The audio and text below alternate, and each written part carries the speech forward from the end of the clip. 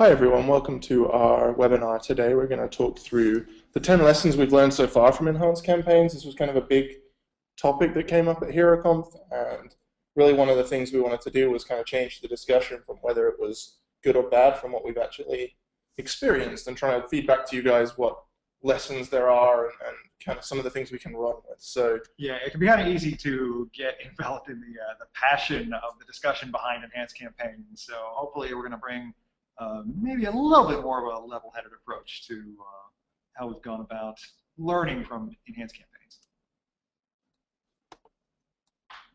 So we'll start by introducing ourselves. I'm Sam Owen. I've been an account manager here at Hanapin Marketing for just over a year now. I've been a blogger on PPC Hero for somewhere around 9 or 10 months, and I've been doing PPC for about 3.5 years. I was a speaker at HeroConf, and I'm a full convertee to enhanced campaigns.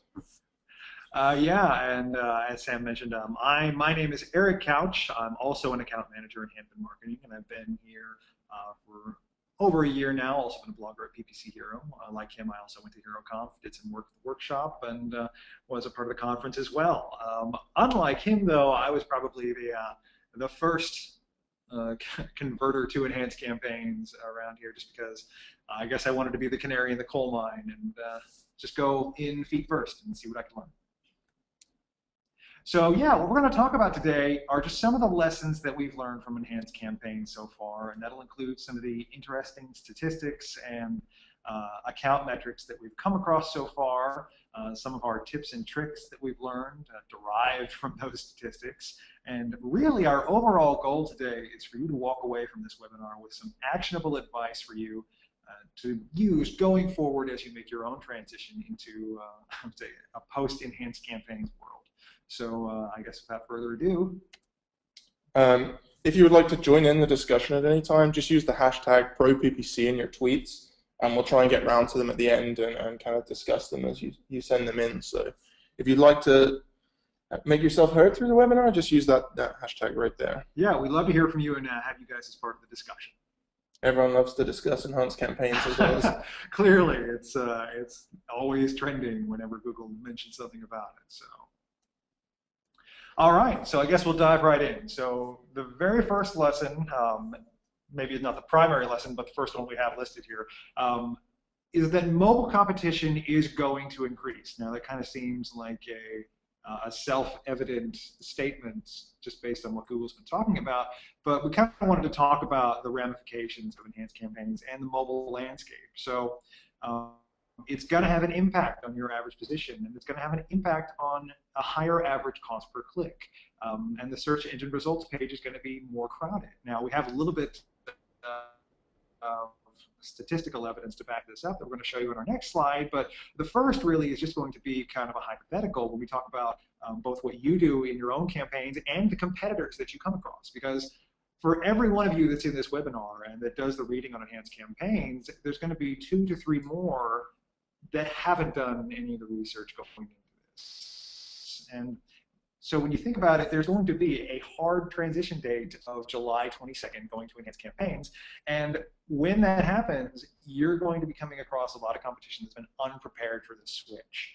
And whatever form that takes, whether it's their mobile bids become, or their desktop bids become their mobile bids now, you can expect the competitive landscape to change pretty dramatically on July 22nd. Right, and so one of the things we kind of wanted to highlight to you guys, and we've seen it a little bit already, and I guess Eric kind of alluded to it, we'll go on to it, is just the shift is going to be pretty dynamic, I think. It's going to be fairly stark, and one thing I've already done is written down in my calendar on July 22nd, check mobile CPCs, check average positions, see how competitors are doing with their budgets, because I think we're definitely going to see a shift on that date. And like Eric said, those of you out there who are on this webinar are probably pretty prepared for this already, and yeah, there's no way you're going to let your campaigns tick over automatically without you having, at least at some point, worked through the problems. But you'll have competitors out there whose campaigns will auto-upgrade, and then their budgets are going to shift. So they're going to start spending more on mobile. More on mobile, less on desktop, perhaps. Right. So those are all things you guys should really be aware of. What I'm going to do is on July 22nd, I'm going to run a report for probably the previous 7 days. And from there, I'm just going to look at my mobile CPCs, my desktop CPCs, my average positions, and then I'm going to go probably like on a daily basis to start, but I'll really want the next 7 days, and just to see if there's an obvious shift. Yeah, or like your impression share reporting as well. Yeah, exactly. So there's, and the auction insights too, if you go into your keyword tab, you can look at that too to see how the mix of your competitors is changing. So maybe on July 21st, go into keywords, auction insights for maybe your top 2 or 3 keywords, take a screenshot, and then on July 23rd, do the same thing and see if there's like a really big shift. Yeah. So that's kind of something we really wanted to highlight early on. Yeah. I would expect on the day that transitions, you will see quite a few people you don't recognize in your auction insights report. Or at least you recognize in other areas of competition, but also showing up now in the mobile space as well.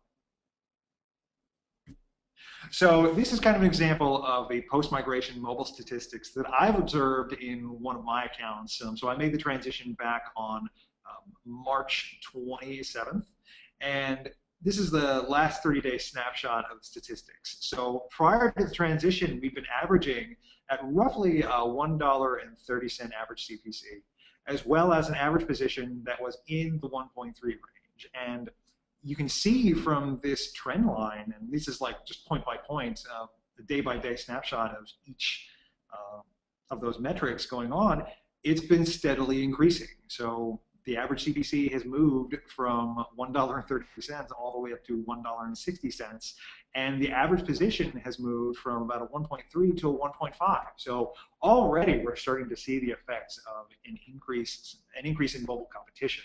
So that's going to be one of the things that you're going to have to be wary of as you make this transition. Mobile clicks are not going to be as cheap. And I think it's going to be an even starker contrast on mobile than it would be on desktop, because you're really fighting over the top 2 positions on a phone versus the you've got 3, even 4 and 5 are still kind of useful and visible for you on the desktop, but those prices are going to go up. Yeah, it's going to get incredibly cutthroat. So you're going to want to be very prepared for this transition.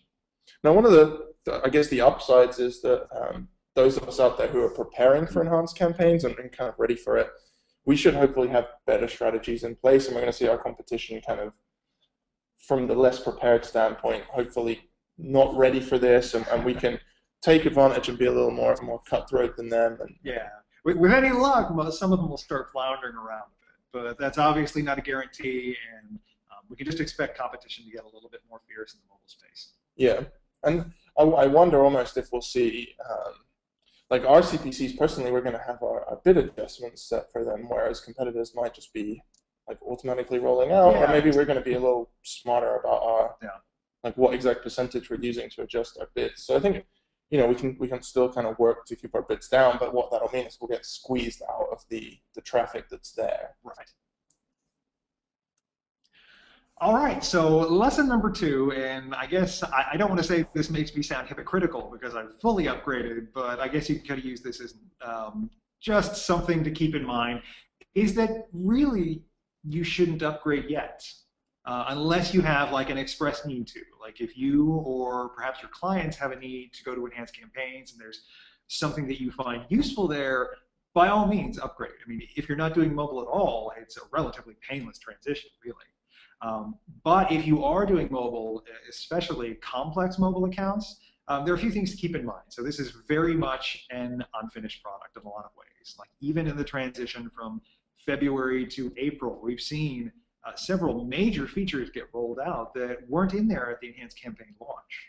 Right. So over at HeroConf, we had Paul Feng, who's Google's lead product designer for AdWords, introducing the ad group level bid adjustments. So that's something we've been kind of crying out for in the industry, right? Like our ad groups are different enough where we don't just want the same percentage change in every ad group. So that was announced, and that was brand new, and that's coming in May, I believe, sometime. Yeah. Right?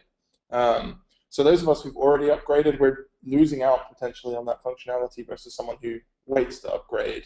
And then there are things in the AdWords editor too, like the new enhanced site links. Right. They aren't available yet. We have to do those manually through the user interface. So they're there are just a lot of things that aren't ready about enhanced campaigns, and like Eric said, we're a little hypocritical because we have upgraded all of our campaigns to enhanced, kind of one to help you guys out by getting that experience and blogging about it on PPC Hero and letting everyone know, like, hey, here's the good things and problems.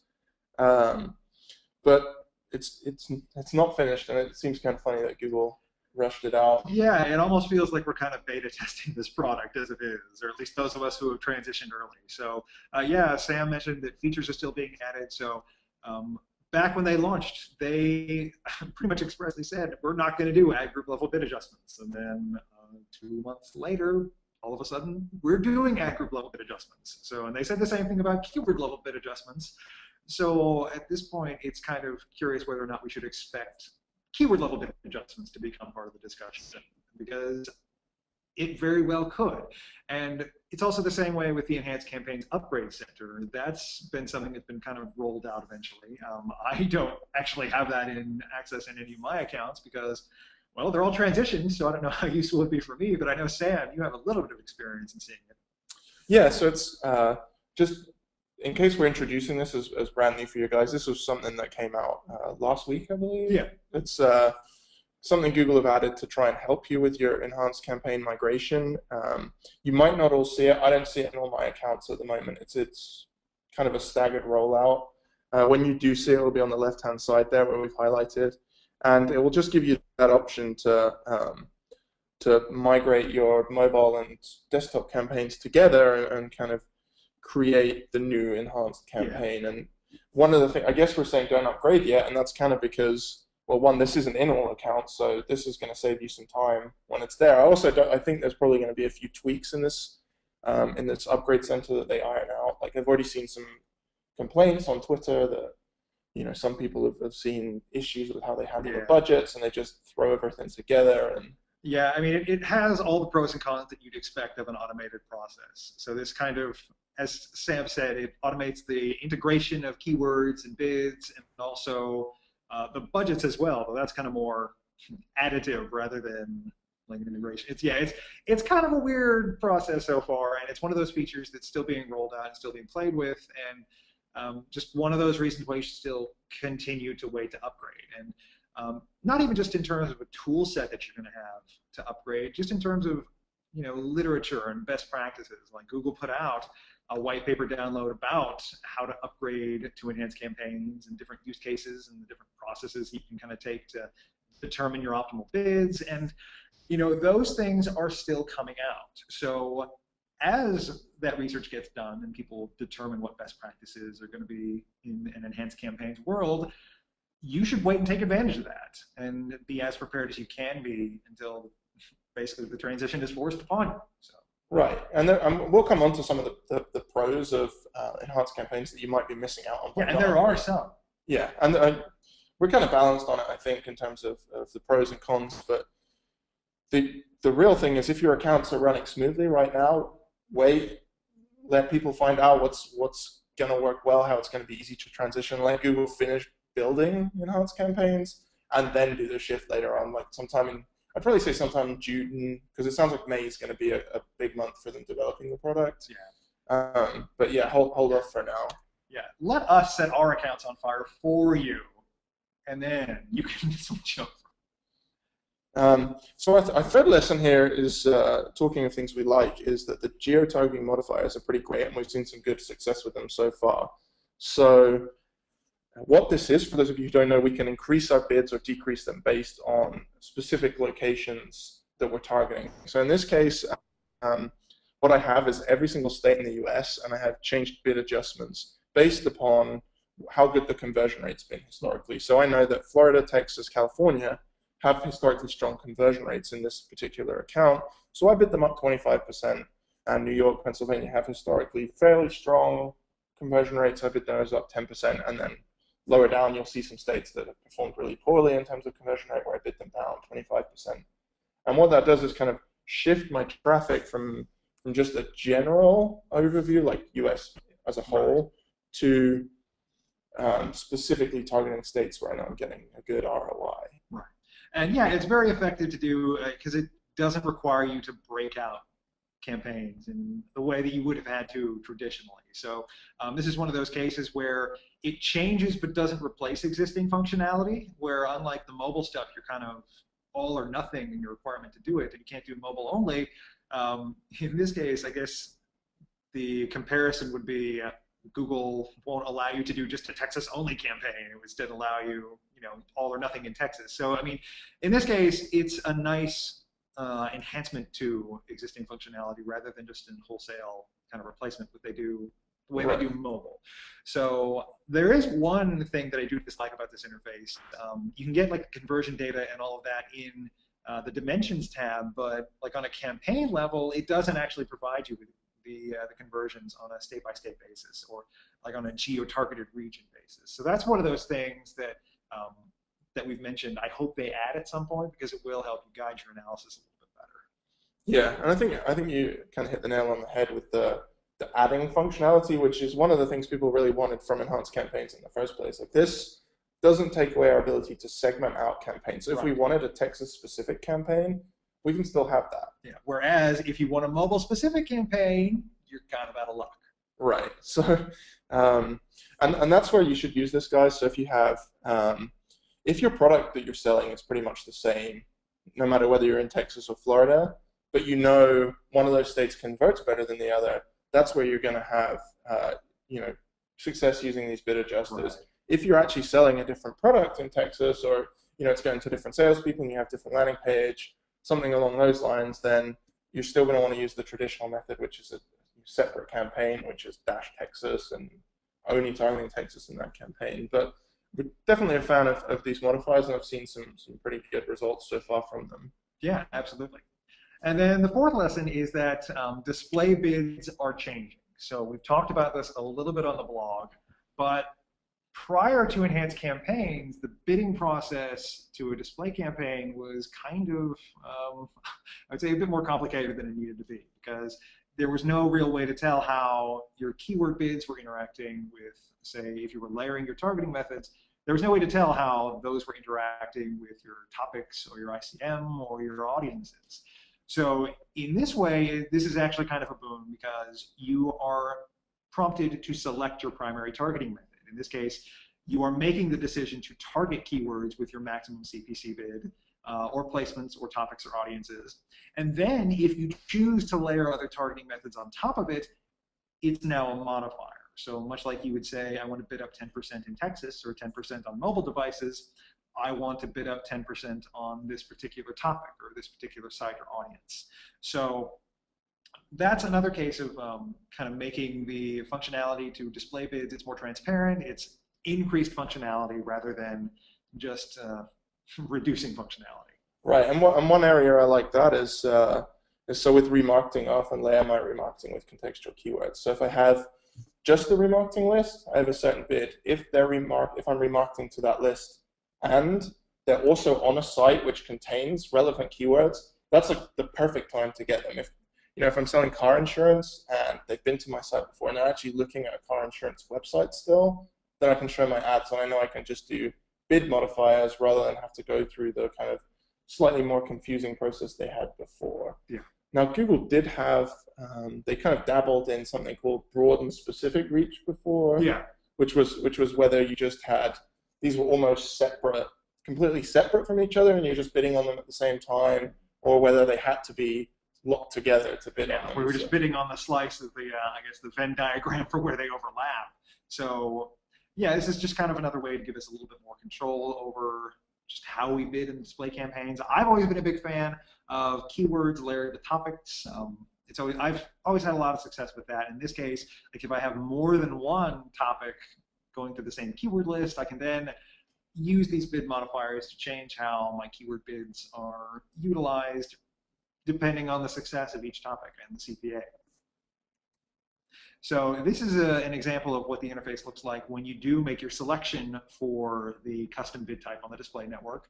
As we mentioned, you have the choice of selecting keywords, placements, topics, ICM, remarketing audiences, or gender and age.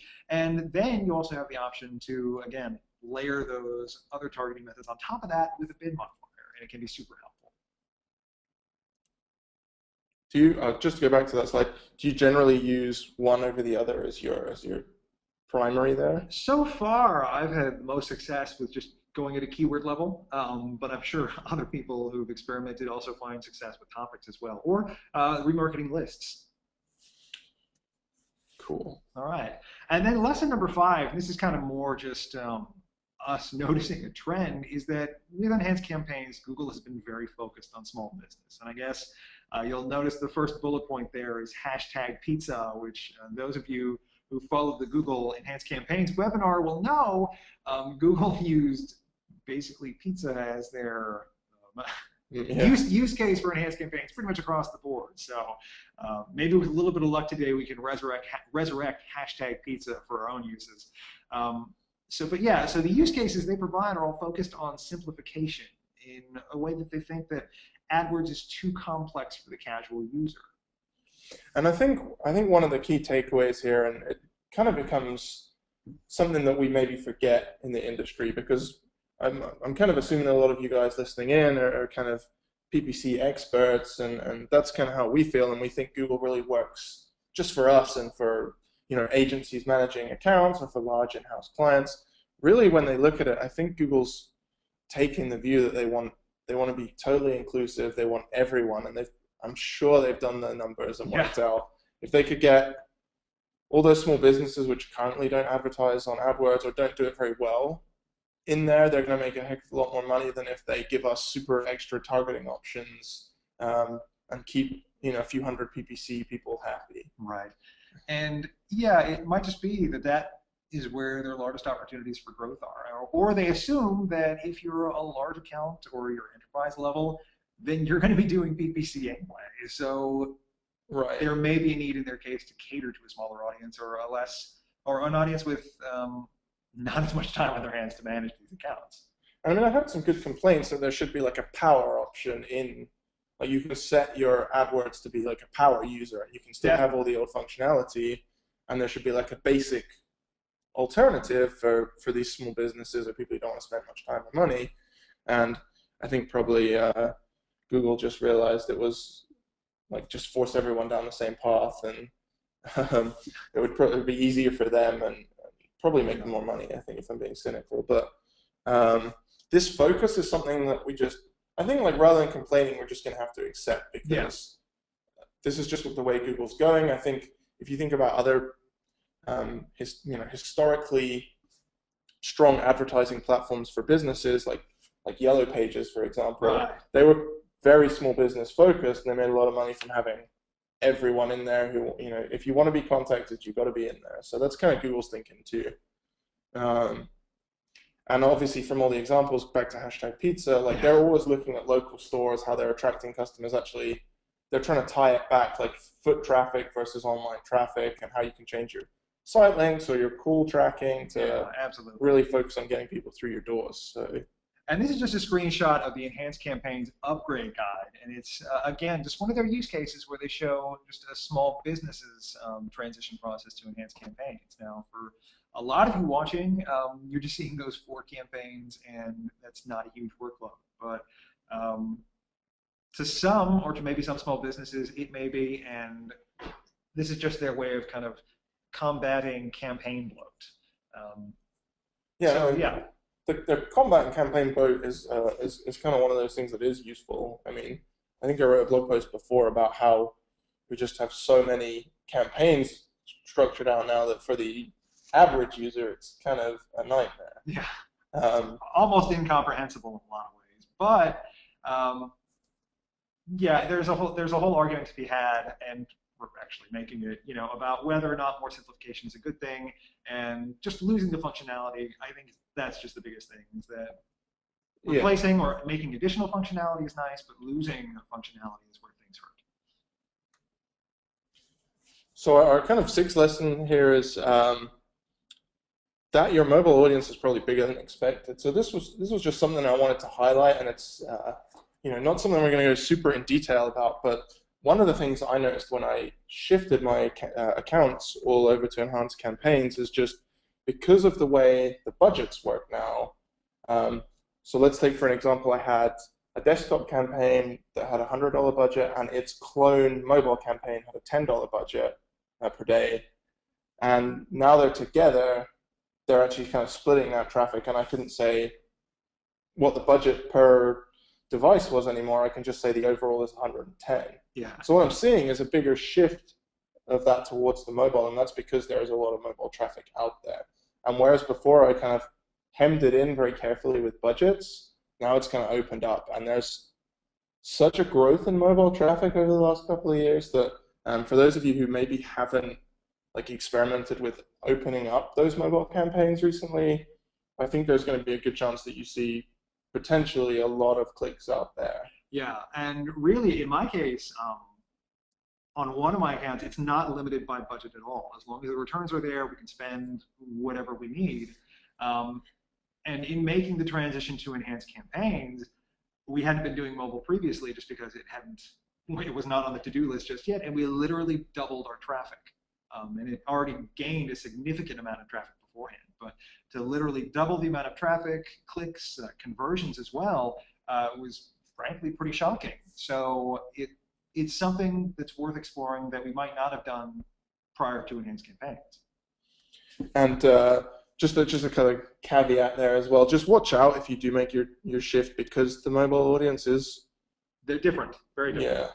And because of the size potential as well that might be out there in your vertical, you're going to see that shift of traffic. So if you're not, if you're not controlling it with budget, you're going to have to control your breakdown of mobile and desktop by your bids. Yeah. So what you can start doing is decreasing your bids every day until you get or your bid modifier. Yeah, your bid modifier, I should say. Sorry, not your bid.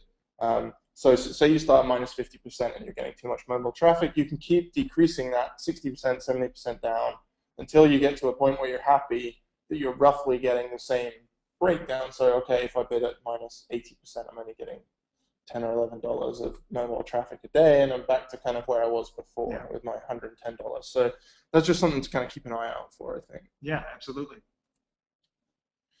Now, our kind of seventh lesson here, and this is maybe a little away from PPC and more on the design side, but one of the things that came up at HeroConf was that Google is trying to force the issue on the new web, like the more beautiful new web. And one of those things is responsive design becoming a necessity.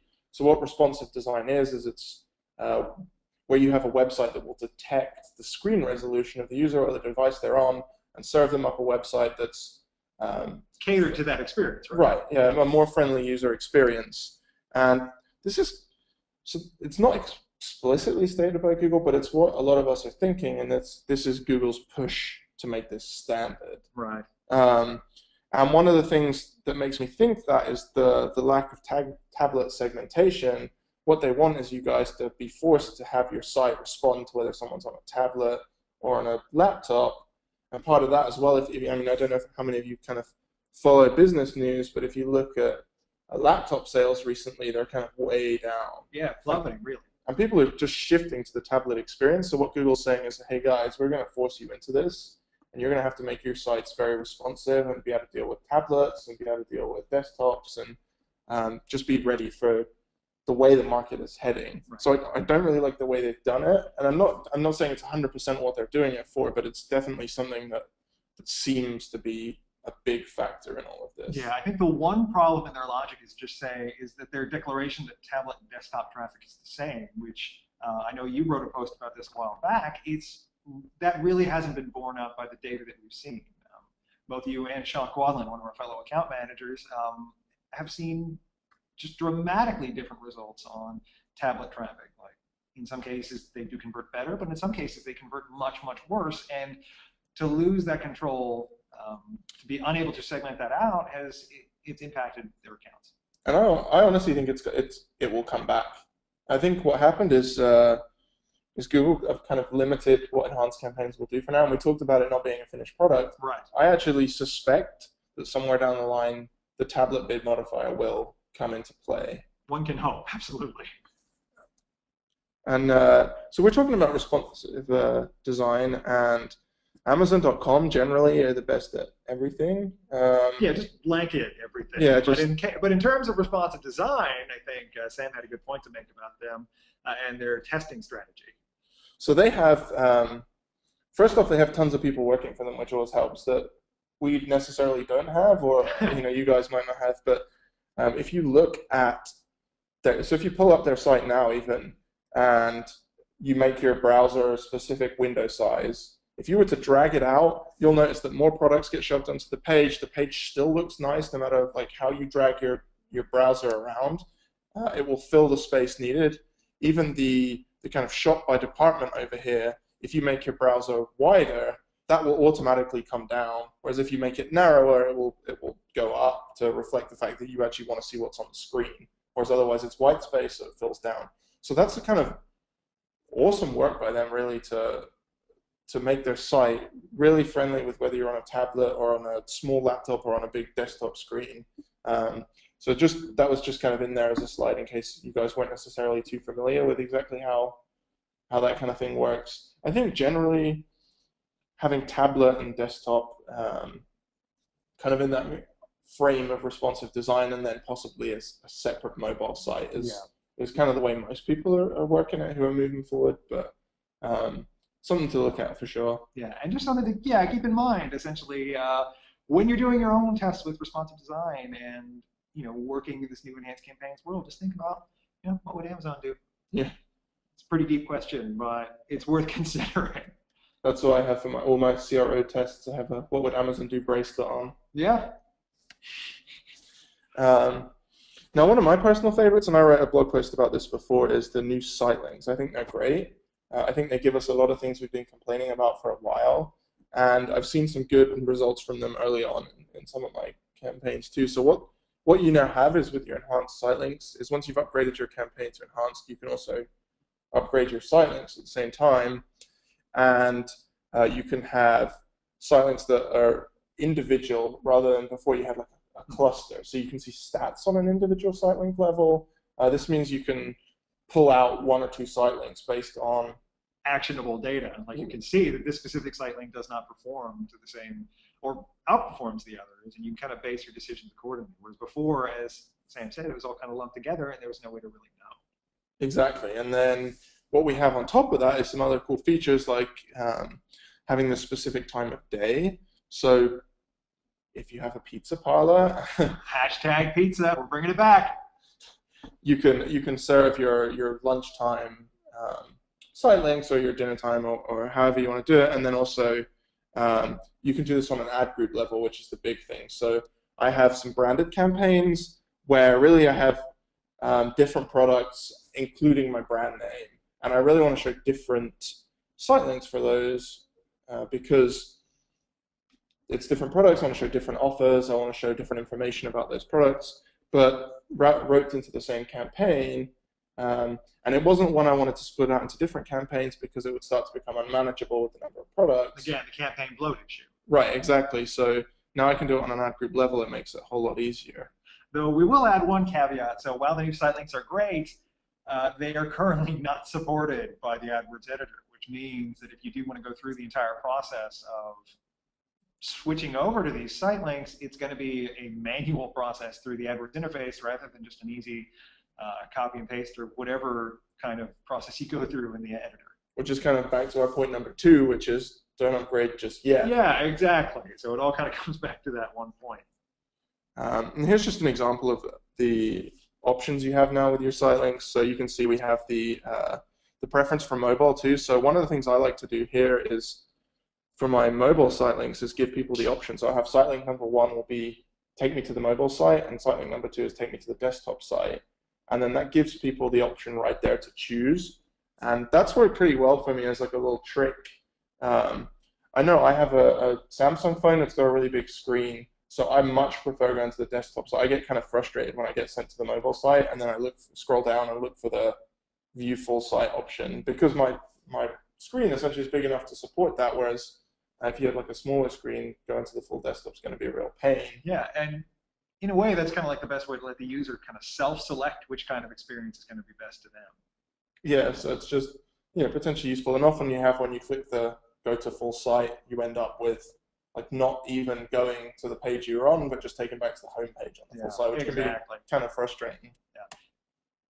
And then here's just an example of, so we were talking about the reporting on an individual site link basis. What it will do is it's got the data for when those site links are together, but what you'll see is if there are any kind of outliers that are too low or too high, you can start to see if they're going to be relevant or not for you. So mainly looking at things like conversion rate, click-through rates, but it's cool that they're broken out now rather than before where you just had your clump of 6 and it said it was good. Now I can tell my clients, or you can tell your boss or however you're doing it, that I'm going to add 3 new site links. I'm going to see how they do it as part of my testing process for this week, and then I think these are more relevant, and then you'll actually have data for those 3 and say, okay, these have worked better or worse. So yeah, like in this particular example, you can see that site link number 6 down there on that list converts, well, actually both 5 and 6 convert 50% better than almost every other site link on that list, whereas site link number 7 doesn't do anything at all.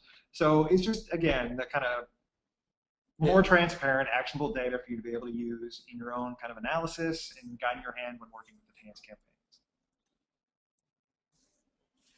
So lesson number 9 is that bid management kind of just got a whole lot more confusing. And what we mean by that is that there are a lot of overlapping multipliers that give you a lot less bid control than you might be used to.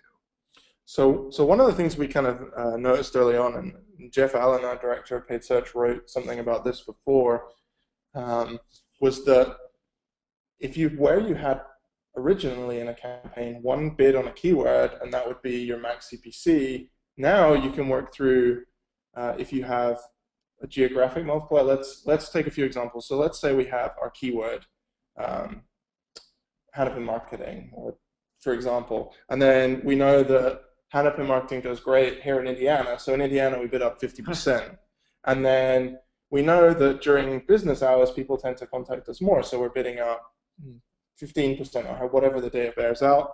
And then we know that people on their phone convert 75% less well, so we're bidding down. So when we multiply all that out, we're nowhere near our original dollar bid, which is what we thought was our value. So, and I think the spreadsheet that we have right here will kind of show you exactly what we mean by that. So this shows the original bid modified by different locations, the ad schedule, as well as the device multiplier. So you can see there's just a huge variance in the actual bid that we're putting out there. So it can range all the way from 110% of your bid all the way down to 76%. Now, I know like everybody kind of fears that there's a worst case scenario that you can turn a $1 CPC bid into like a $1 million CPC bid. But luckily there are caps in place to prevent that from happening, but it's still a pretty wide variance compared to what we're used to in terms of what we can expect from our bids.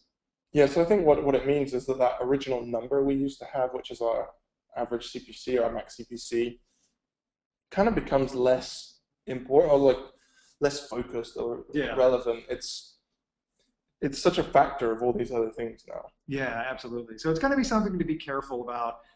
As nice as some of this bid modifier technology is, it can kind of lead you down a rabbit hole in terms of stacking multipliers on top of one another to get you just very far away from where you started out. And then I thought we'd kind of finish with a fun takeaway we had from HeroConf, which is that people are generally fairly angry about enhanced campaigns even still. So when they first came out, there was a huge negative reaction to them, obviously from within the industry. Yeah. Because of the loss of control and kind of the things that were being taken away. But I think still, even kind of on reflection, we saw that people are still angry, and there are some pretty valid points, I think. So one that kind of came up in our final panel was Matt Van Wagner talking about the fact that Google have given us this kind of fairly short deadline to transition over. Yeah. So was it July 22nd, and they've... Well, it was June, it was like early June, and then it transitioned to July 22nd. So, I mean, there's no guarantee that it'll stay at July 22nd, given the kind of reaction they've had. But, yeah, speaking to Sam's point, it's a very short amount of time to have to go through this decision that may impact your business model pretty significantly. And I think it's that. It's not the PPC, because the PPC we can change pretty quick, right? Yeah. It's the other side of the coin. So it's, if you want to have a responsive design website out there to deal with the issues with being forced to do tablet campaigns, then for some people that's not too big of a deal. For others, so I have one client who, before enhanced campaigns were announced, they were talking to a web design team. They went away and they got approved for a new site which they're building through them, which is going to have responsive design. It's going to be pretty well set up for everything enhanced campaigns is going to throw at it. They're going to have a good mobile site. And that's not going to be ready until the end of Q4. Right. And because it sounds like they were like on top of this as well. Like this is not something that like they're reacting to. This is something they were doing proactively, and even still, they're not going to be able to make Google's deadline. And they had the budget for it as well. Yeah. So we're talking 6 figures for a design team and build and everything. They had that budget set aside for their new site, which they'd wanted in the first place, and it's going to do all these things. So we're talking 6 figures, we're talking 9 months, and then you can understand how other businesses are getting very frustrated because they're told they have 4 months to do this, and they don't have 6 figures set aside. They don't have the time to get this completed in 3 or 4 months. So that was kind of one of the really big takeaways in terms of people kind of being frustrated, I think, with Google. Yeah, I mean, I kind of and rightfully so. Yeah, I think so. So that kind of time limit, I think, was kind of one of the things. I mean, I understand Google has to at some point say, this is the way we're going, you guys have to do it. But it was, maybe if they kind of left it a bit longer, or I don't know how they're going to work it. Obviously, they have their own kind of internal pressures, but I kind of understood the anger from that point of view. Like, I know personally I'm not too angry at enhanced campaigns. Like, it's just kind of one of those things I deal with, and there are things that have been good about it. I just think I understand that frustration. And the big thing is, I think, to get across that if you do not have like an incredibly complex mobile strategy, the transition is not all that painful. Like, it's mostly like if you're not doing any mobile at all, it's a simple matter of just pressing the button to transition and setting a mobile bid modifier of -100%. But I think the curious thing that the other part that kind of ties into the fact that Google hasn't given us this time is that the product itself isn't ready. It's still very much like a beta test. There's still a lot of features being worked on and baked into it. So the need for this haste in getting this transition live, it's just kind of surprising because the product itself isn't ready at all either. Yeah, and then the other thing, and obviously this has been kind of beaten to death already, but the lack of mobile-only campaigns, I almost could see if Google were forcing you to do mobile at some point, which they're not. But the no mobile-only is kind of, for a very specific niche out there, is actually really frustrating. So I have a few friends who own businesses where they sell a lot of mobile apps, and they sell a lot of services for use on phone, and they only do mobile PPC. It wasn't working very well on desktop, and it was working fine. And now they're kind of forced into a really awkward transition where they have to have desktop and tablet. So which is just not representative at all of their business model, and it's it's weird for Google to be so exclusionary of that business model. Yeah, so I mean, there's a few things you can do to get around it. Like, you can set lower desktop bids and bid up 300% on. Yeah, but it still seems like kind of an obtuse workaround to get to that point. So. And then I guess the final point we already covered was the people being angry with the tablet and desktop being included. Yeah. And I just dug around to try and find some tweets that were out there. So you can see people were a little angry at the time. There's kind of a few that are going around. I'm sure if you search for hashtag enhanced campaigns, you can go back through the whole history of them and find a whole host of hashtag pizza and also hashtag enhanced campaigns. So there's a lot of really passionate discussion about this. It's been interesting to follow. I think there's definitely kind of two camps out there. There's the kind of hopefully optimistic and the very disheveled group of people. Yeah, absolutely. So I guess so in wrapping up, so I guess kind of our thoughts on the transition to enhanced campaigns so far. So I think Sam had asked me at one point, like, if I weren't in the position that I'm in, would I still do the transition? And yeah, based on the needs of my client, like some really needed the geographic bid modifiers. Some it made sense to do the mobile transition right away. Yeah, so I would still transition, but unless you have an express need to, I don't think there's really need to, right? Yeah, so the should you transition, I think, again, this depends on the complexity of your account and Yeah. how much you rely on mobile traffic or you don't rely on it. So as Eric alluded to earlier, if it's a really simple account and you don't have mobile campaigns, I almost say go ahead and transition, Yeah. as long as you're running tablet already. If you know tablet's terrible for you, then I'd maybe wait and maybe wait a little bit. maybe hope that Google add in that option to bid modify tablet too. But certainly, if it's a simple account, then there's not too many reasons to wait. You can start to get some of the benefits, the geo, the site links, the call extensions. If it's a very complex account, then I'd maybe still hold off until you're 100% happy, or at least transition one campaign at a time, see the shift in budgets towards mobile and desktop, and then work out like how low of a bid you're going to need to be to kind of keep that ratio, and then work through and do, you know, 1 day, 1 a week, however many campaigns you have, and just kind of go through. Yeah, and then I guess really where do we go from here? The big thing that we want to get across is that everything's very much in flux still. So where to go from here is, I think Matt Van Wanger had a really great post on Search Engine Land about playing the waiting game with this, and I think it's solid advice. There are still features being rolled out. There's still things that are very much in flux and going to change. So where to go from here is to kind of continue to wait and see what happens. Cool. Now we've had a few questions come in from GoToWebinar here, and then also from Twitter. So the first one, Eric, is what is the #1 feature you'd like to see implemented in enhanced campaigns before July 22nd? So I'm kind of two minds on that. So there's some really obvious kind of low-hanging fruit there. So like there's the keyword level bid modifier, which would be super helpful. But I think I'll give a shout out to Sean Quadlin, one of our good friends here at PPC Hero and Hanapin Marketing, and say the tablet exclusion stuff, because the inability to exclude tablet traffic is, yeah, it's really harmful to some of our accounts because they don't behave the same way. And it's not just because it's not a responsive design, or they just don't search with the same intent for these specific products. And for me, the answer is just getting the enhanced site links in the editor. Yeah. Because I think it's funny how it's probably the best thing to come out of enhanced campaigns, and at the same time, it's the one thing that's not there for me to do easily. So once it's there, I think we'll be able to see some really cool benefits.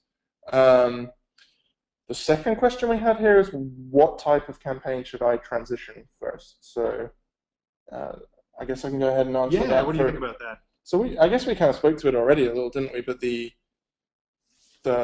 easiest ones to do, and I'd say do a practice transition. So find one of your campaigns that has 0 mobile and includes tablet, if you have that already, and just transition it and get a feel for it and see what the transition's like. And if you do it in editor, it's super simple. You just have to click enhanced yes, and then select all the 3 types of. Yeah, for such kind of a momentous switch, it's a strangely simple swap for all the kind of stuff that goes on behind the scenes. And so I guess one kind of point that's coming up in a few questions here is just talking about the amount we're starting with in terms of mobile bids. So the question I guess that came through on Twitter is just thoughts on Google's minus 20% mobile bid recommendation. Do you recommend going higher or lower? Now, a lot of that is going to be dependent on if you already have like an existing mobile account. So if you do, you're going to have an idea of what the relative, average or max CPCs are between those, and you can do some math on your own to figure out what kind of optimal bid multiplier you can take is.